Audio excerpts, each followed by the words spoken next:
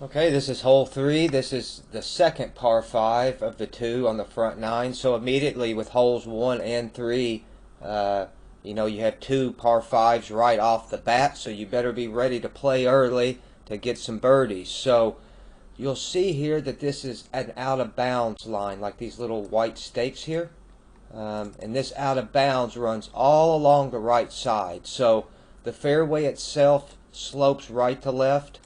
Okay, so the ball needs to be kind of landed here in order to get to the center, but that out of bounds is pretty close in there, so you have to be aware of that and not be too aggressive.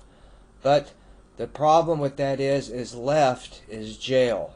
So this pretty much forces the player to trust his swing and make a good swing here. It's hard to really bail out either way. If you bail out right, there's a chance you'll go out of bounds, and if you're scared of going out of bounds and quick hook it over here left as we get going up this hole, you can see that there's a lot of trees here you can get trapped behind. Now this is kind of a rolling fairway, so it kind of goes up, and like at this mark you won't be able to see, it'll go down into a little valley and then back up again. So it's a roll, kind of like a little roller coaster, up and down as you're going through this hole here.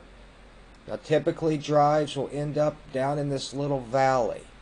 Shorter hitters might get caught on the downslope here, which can be bad because now you're forced to hit a longer, hybrid or fairway wood off a downslope, and that's the last type of lie you want to be hitting a fairway wood from.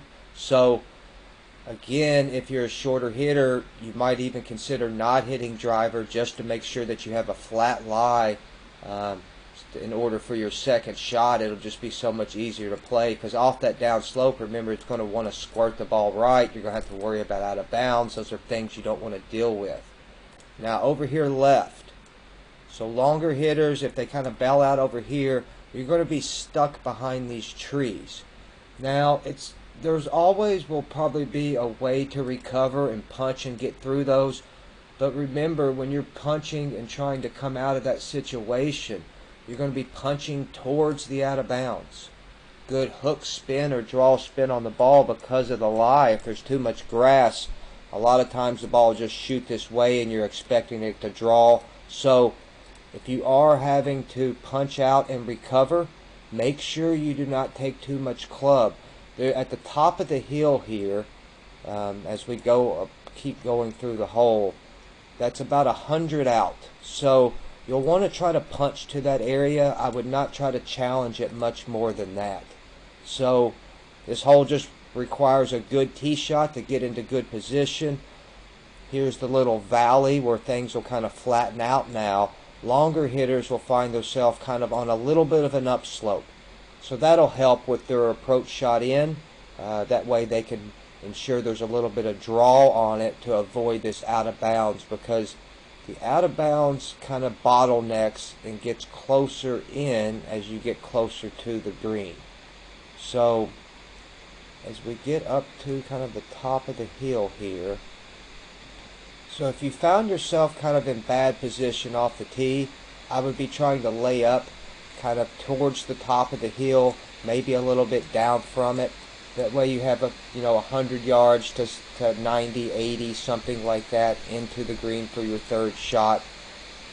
If you found the fairway as a longer hitter, I definitely would be trying to challenge this in two. Just be aware that there's a cart path here, okay? This fence is out of bounds. So, like where the pin is even cut here, and let's say the player's hitting some type of 200-yard plus shot in, if the ball just starts to leak a little, right, and kind of bounce, I've seen a lot of balls just hit this path and they continue over and just trickle out of bounds. So be careful of that, because that thing will creep up on you before you know it. Now, you can see here left and short are good positions. This green itself slopes pretty heavy from back to front at times. It just depends where you're at in it. There's a mound here that's definitely going to push some break down in this way. But overall, it's nothing too tricky of a green. It will have back to front slopes, and you'll get putts breaking in both directions, just depending where you are on the green. So the whole thing here is just to really trust your swing.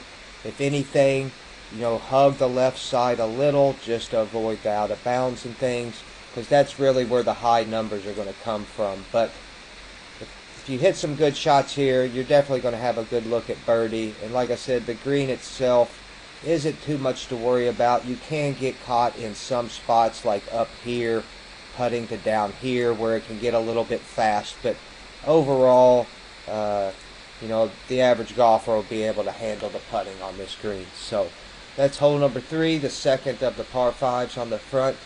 And yeah, we'll go ahead and continue to the next one.